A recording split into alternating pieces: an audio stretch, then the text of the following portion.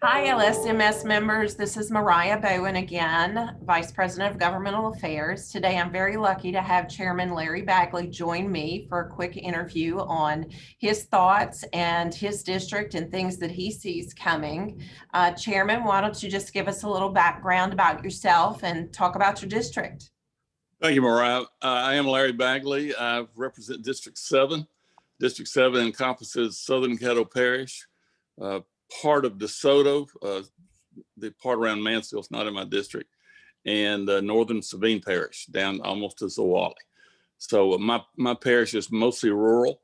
There is obviously some in Shreveport, the southern part that's not, but 2/3 of it is a lot of forest timber. In fact, we export more timber, not export, but cut more timber than anybody in the state. So that's kind of where we are, that part of it. We're hitting oil and gas as our main product after timber. And of course, we all know what's going on there with the oil and gas. So we're looking forward to, or not looking forward, but probably going to have some economic problems there. But, we'll see. We'll do that when it comes. Some of the main things that I see, obviously Medicaid, Medicare payment, and how that all works and structured. We talk every year about redoing some of that, going back and looking at it. We have looked at it. We have done something going back. Everybody gets excited about that because they think it's going to be good. It hadn't always been. And it's just the complexity of it all and the amount of money. When they sent us $2 billion in the CARES Act, that's not a small sum. And we have to account, those things have to be accounted for. I talk to LDH nearly every day during the shutdown, and they were always involved with that sort of thing. So that'll continue. We'll have some accountability issues, I'm sure. Also, besides that, there'll be some nurse bills about. I know that Bear Peacock is bringing his bill again about transferring the.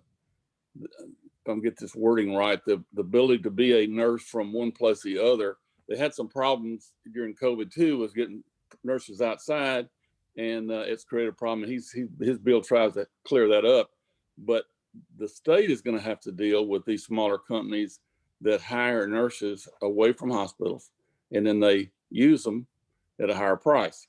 So how normally that wouldn't matter, but now with hospitals full, that's a big issue. And we'll see how all that turns out. Those are a couple of big ones I know we're going to have. Those are things I'm dealing with now, and we're still several months away from the session. But obviously there'll be others. I know there's things about the nursing home structure, and those things will come up. I don't know. I hadn't seen any bills about that yet, but there will be. And so it just kind of take them as they come. I think financially, this is fiscal session that we're going to be in a little better shape than we thought because of the federal money. Although I think the REC estimated $158 million deficit, but they did not take in the federal money. And I'm told that once we get all that counted and signed, that we'll be fairly close. So, not big cuts like there would be if there was $158 million. So that'll be a major deal, but that's not in my area. I just worry about once we have money. So those things are the deals that we look at always, and hopefully that's what you what you need, Mariah. Thank you. So talk a little bit, I mean, being on health and welfare before becoming chairman, talk about transitioning to being a chairman of a committee. Well, when I was just on the committee, I knew the subjects that were coming up and what was happening now. I've got to be sure that if I've got something that I'm for or against, I go to the committee members to have a little more active hand in that. I try not to. I normally, and I can't remember the issue last year, but normally I just let that I'll find out from the members, how do you feel? I mean, I'm not going to support something if you all are against it, or if I have members like, for instance, Democrats it's about half and half on the committee. How do you feel about this? And let's be sure that we're doing the right thing. So that's certainly, it's a little bit different work preparing for the schedule, because I set up with with the staff, and we talk about the order and talk about, which ones are going to be complex and which ones will be, we obviously don't try to put a lot of complex things the same day because I was in a 9-hour health and welfare meeting as a freshman that I don't want to do. I told them that's the one thing I don't ever want to do again is have that sort of meeting. And so, with them, it's just different streamlining. Anytime you run something, it's going to always be more entailed. I just happen to know more about it now because I was already on the committee for 4 years prior to that. So, and Frank Hoffman, who was chair, did a great job with all that. I'm trying to do what he did or go like that. So that's probably would be my comments about that. Well, and certainly this past year, I mean, getting a whole new crop of brand new freshman legislatures transitioning into a chairmanship and then COVID. Talk about existing under just really difficult circumstances as you try to do the work of the people. Well, one of the major issues we had was because it was a shortened session, and then we had a special, and I had bills that I was going to bring that I ended up dropping, and I had bills that one of the freshmen, I told them that you don't want to bring this bill. We don't have time to do it, because they don't know about the yellow shirts and the blue shirts and the red shirts and the doctor's coats and all that will come in at some of those. And see, we had small audiences. There were 3 or 4 or 5, and several times still I had to get on the audience about they would make comments or whatever out in the audience. And and they've never been there when you have to have somebody escorted out. And so it is a little bit different deal. The meetings will be different. The social part of it, because normally, we'll have a luncheon once every couple of weeks. We did have a couple, but not many. And those were social distance with the mask and all that. So I think a lot of those things, and I do believe with the vaccine, that we'll see a change, maybe not at the opening, but at least by headed toward June, and we'll see a more opening of all that. I'm hopeful of that. And so it'll be, and they'll need some transition for that too, because they don't really know. Most of the people I have are freshmen, and they don't really know what normal is. They think it's like it is now. And at the Pentagon, we had stuff nearly every night at the Pentagon. I'm like, this isn't how it works, guys. I seldom ever went to the Pentagon when I was my 4 years as a freshman because I didn't live there. Plus, they had little things there, but it wasn't a destination. There were other places I wanted to go and do. So the whole thing will be completely different. The rotunda every day they have people active and going around, and they're maybe you take your blood pressure, or maybe they're giving up candy, or maybe they're astronaut and they're shaking. There's always something. That's true. I had forgotten we didn't even get to experience true days at the Capitol with all the public.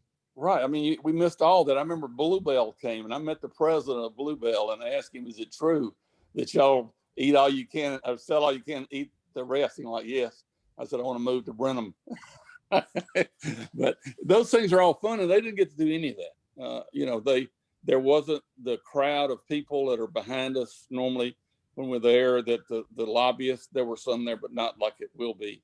And especially with fiscal, there'll be even more. But they have not had the experience, and they might not get much of it this time. I don't know. We'll see.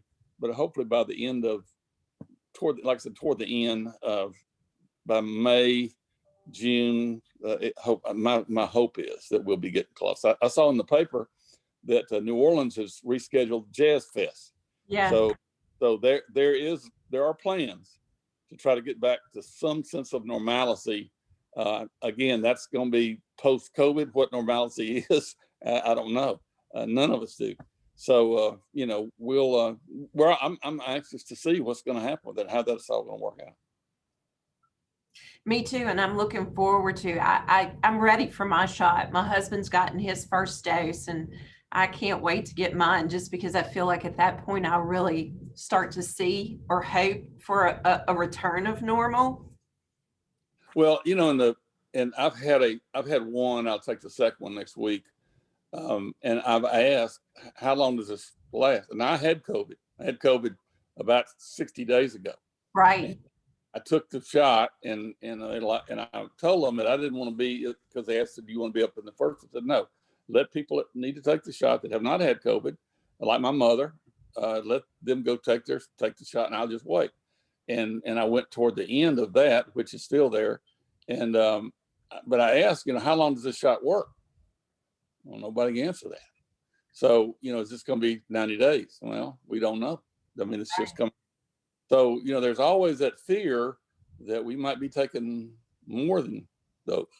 And, I don't, the whole thing has been so crazy, and the people that have passed away, even recently, as long as we've been that, I wondered why there are so many people that I know now have got it and passed away than at the first. At the first, I didn't know anybody. My area wasn't touched. It is now. So, all those things are puzzling, I guess would be a good word. Yes, they are. It'll work out. Well, I'm sending my best wishes to you and to your district, and I thank you so very much for joining me today. Mariah, it's a pleasure always to see you and talk to you, and I will see you at the Capitol. I know that you're one of the faces I will see. You will indeed. Always open to comment, suggestion, criticism, whatever you got, and if I can help you, certainly I will. Well, I thank you for that, and I thank you for always having an open door policy for both me and my physician members. Well, I mean, how do we lead, and how do we strategize the future if we won't listen to everybody? I mean, everybody's got something to add. Not all of it are things we use. We all understand that, but we do at least need to have a voice in all of it to feel like we're part of the government. Well, thank you. You're welcome. Thank you so much. See you soon. Yes, I will. Have a good day.